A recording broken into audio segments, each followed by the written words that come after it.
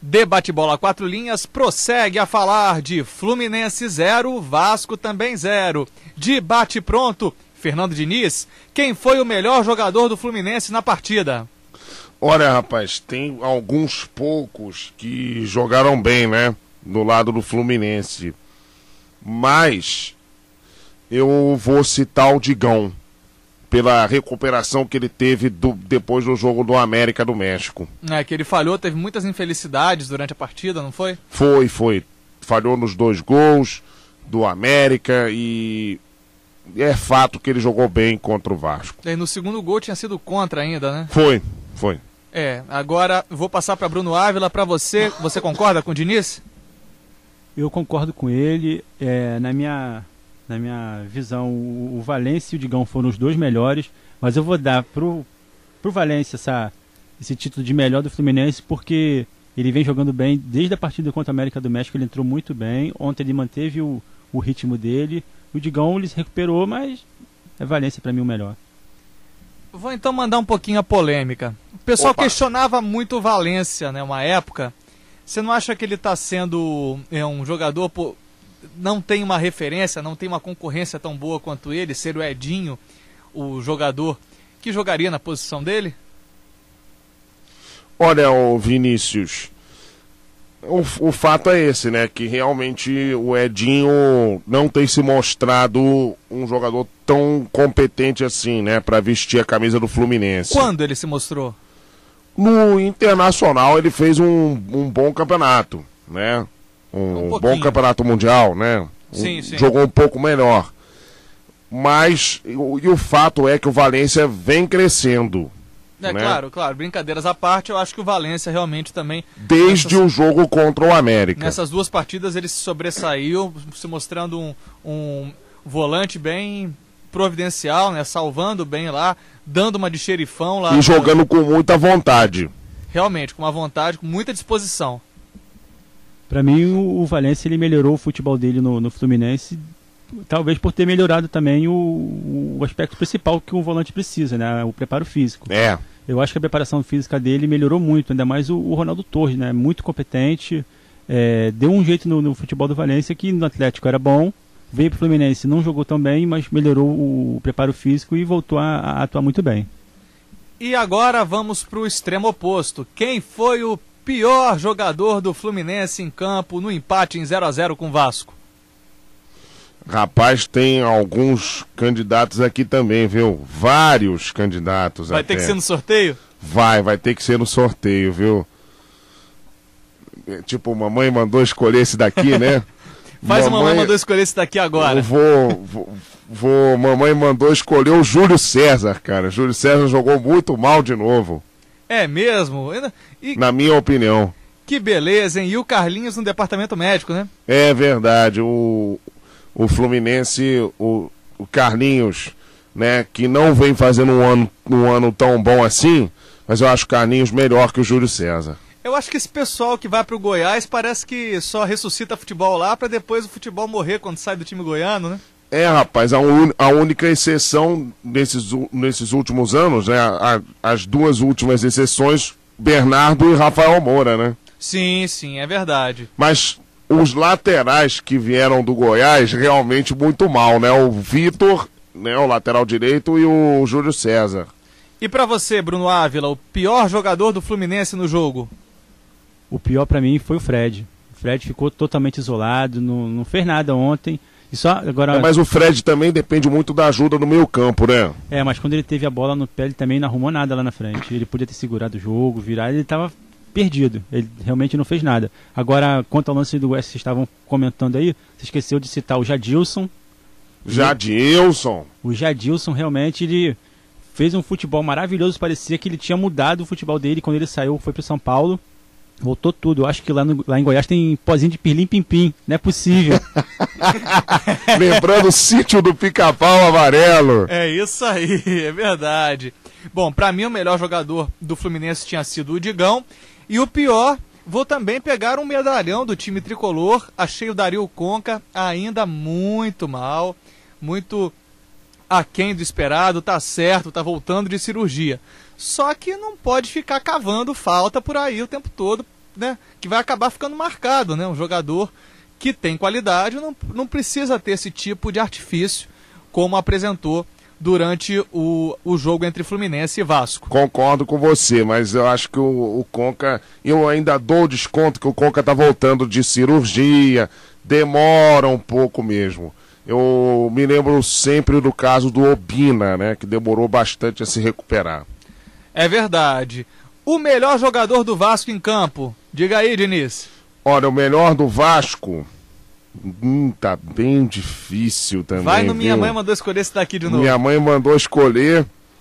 Olha, rapaz, tá difícil até no Minha Mãe mandou escolher, sabia? Tá complicado. Eu acho que eu vou citar o Dedé, sabia? O Dedé fez uma partida legalzinha. Dedé tá indo bem longe dos Trapalhões, né? Do Trapalhão, que tem o nome tradicional. Dedé Santana. Consagrado Dedé Santana. É, mas o Dedé realmente não é Trapalhão, não. Esse daí não. Esse daí é um bom zagueiro de boa técnica. Eu gosto muito dele. Bom jogador. Bruno Ávila, o melhor do Vasco, você concorda com o Fernando Diniz? Concordo. Eu acho que o Dedé ele é o melhor zagueiro de repente até do Campeonato Carioca, um ótimo zagueiro e ontem mostrou mais uma vez a sua qualidade. Olha, mas o Dedé precisa de um Didi, um Mussum e um Zacarias, né, para poder a zaga do Vasco render direitinho, né? O Anderson Martins não pode ser chamado de Didi, nem de Mussum, nem de Zacarias. Pois é, né? Pois é, mas aí o Didi na zaga, né, junto dele, o Mussum e o Zacarias pelas laterais, né? Tá certo. Para mim, o melhor do Vasco foi o Felipe. Eu achei o Felipe compondo bem o meio de campo, embora não tenha se destacado muito na frente. Ele compôs muito bem o meio de campo, estava voltando para marcar, estava indo em dividida e deu um olé no Conca que entortou muito o Conca na partida. Olha, eu falei, bem que eu falei nesses últimos programas, né, que o Felipe poderia compor o meio campo como volante. E o Felipe compôs também um pouco como volante, jogou bem mesmo. Bruno Ávila. Será que o Felipe ele vai reconquistar a torcida? Já é a segunda, terceira, acho que terceira ou quarta partida que ele vem jogando muito bem. Tá chegando, eu falei que de repente em 10 ele consegue reconquistar, tá chegando perto já disso, já tá quase na metade. É verdade. Tá certo. E o pior do Vasco na partida para você, Fernando Diniz? O pior, olha, o pior para mim foi o Ricardo Gomes, sabia? Por quê? Porque o Ricardo Gomes, ele me escala o Rômulo e o Eduardo Costa, né? Sim. E não me tira nenhum dos dois. Entendeu? Tava querendo manter o esquema mesmo. Mantendo os volantes. Tá de brincadeira o Ricardo Gomes, né? Tudo bem, clássico contra o Fluminense e tal, mas o jogo tava muito ruim no meio de campo. O meio de campo do Vasco não tava rendendo nada. Entendeu? O Felipe era o único que estava jogando bem. Sim. Entendeu? E ele deveria tirar um dos dois para colocar de repente o Alexandro ou o Jefferson, entendeu? Que não entraram tão bem assim, mas serviriam para melhorar, poderiam melhorar o time. E para você, Bruno Ávila, o pior jogador do Vasco na partida? O pior jogador para mim foi o Márcio Careca. Ele não conhece, como você disse, ele não conhece a bandeirinha do escanteio. Então, quando ele sobe... Também foi uma boa opção sua. Ele poderia, de repente, mudar o nome dele de Márcio pra Careca para Pneu Careca. Porque ele vai e esquece. Então, virou uma avenida. Ontem, o Ricardo Gomes, inclusive, botou o Jefferson para jogar no lado esquerdo, talvez para segurar um pouco mais o Mariano lá atrás, porque estava virando avenida no fim do jogo. É verdade, concordo contigo. Agora, para mim, o pior jogador do Vasco foi Éder Luiz, que a gente elogiou tanto no jogo passado, o vôlei, gol de vôlei, ou de bicicleta, ou de puxeta que ele fez contra ou de meia bicicleta, né? Meia bicicleta que ele fez contra o Botafogo, mas essa partida... Voltou a ser o bom e velho Éder Luiz. Na chance mais clara, ele chutou perto da bandeirinha de escanteio. É verdade. Para vocês, os dois times administraram o empate depois de uma certa altura do jogo? Olha, depois dos 30 minutos do segundo tempo, eu achei que sim. Sabe, os dois times viram que o jogo estava muito errante no meio de campo e pareceram que queriam administrar. O Fluminense, depois dos 40, ainda tentou alguma coisa, tentou uns arremedos de ataques, mas só isso. Eu acho que o time do Vasco e do Fluminense, eles seguraram o jogo bonito mesmo, principalmente depois dos 40 minutos. Assim, o Fluminense ainda tentou um pouco para cima, dar um migué de que queria jogo. Ganhar o jogo. Foi muito claro o lance deles segurarem, foi no lateral, o último lance do jogo. Demorou quase 500 anos para bater um lateral, o juiz nem quis esperar, acabou logo o jogo. É verdade, é verdade. Bom, o empate foi melhor negócio para o Vasco, que chegou à liderança do Grupo A com os mesmos 10 pontos que Boa Vista e Americano, mas superando no número de gols pró.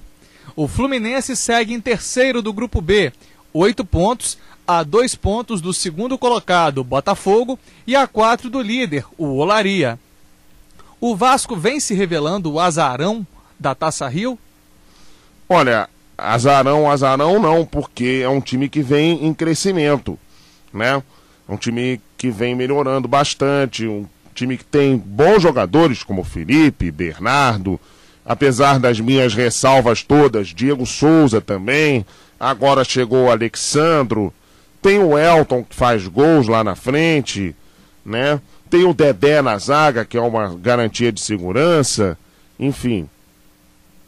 Tá certo. O time vascaíno agora vai até o Rio Grande do Norte, enfrenta o ABC no Frasqueirão na quarta-feira. Vai ter que aprender o alfabeto, né, para ganhar do ABC. O jogo lá pela Série B de 2009 não foi dos mais fáceis, não. Aliás, 3-2. Jogar lá contra o ABC é bem complicado. O Fluminense se resguarda na Libertadores, só volta a jogar no sábado contra o Volta Redonda no estádio Raulino de Oliveira. Também jogo muito complicado, porque o Volta Redonda vem numa campanha mais ou menos no segundo turno, mas está ali com alguma chance de classificação para a semifinal. Você queria falar alguma coisa aí, Bruno Ávila? Não, eu queria ter falado, foi na outra pergunta que você fez sobre o Vasco, se ele era o... Azarão. O azarão, exatamente. O Vasco, ele seria azarão se ele mantivesse o time que começou a Taça Guanabara. Era um time sem qualidade, entendeu? Principalmente na parte técnica. Agora, com o time de agora, que já melhorou muito, evoluiu demais na parte técnica, eu acho que o Vasco está fazendo o papel de time grande que ele é. Tá certo. Recado final do giro de Fluminense 0, Vasco também 0, para Fernando Diniz. Bom, recado final dizendo que eu esperava muito mais do jogo do que o jogo apresentou. Olha, o jogo foi extremamente decepcionante para as duas torcidas e os times têm que melhorar muito se quiserem ser campeões da Taça Rio. Sem dúvida. Recado final de Bruno Ávila. Meu recado final vai para o Diego Souza. Diego Souza, você é o Diego Souza que jogou contra o Botafogo ou você é o Diego Souza que jogou contra o Fluminense? Tem que, entendeu, dizer qual dos dois você é, porque a torcida espera o do Botafogo. Se tu jogar mal igual jogou ontem, não sei como é que vai ficar com a torcida, não. Ô Bruno, esse é o Diego Souza.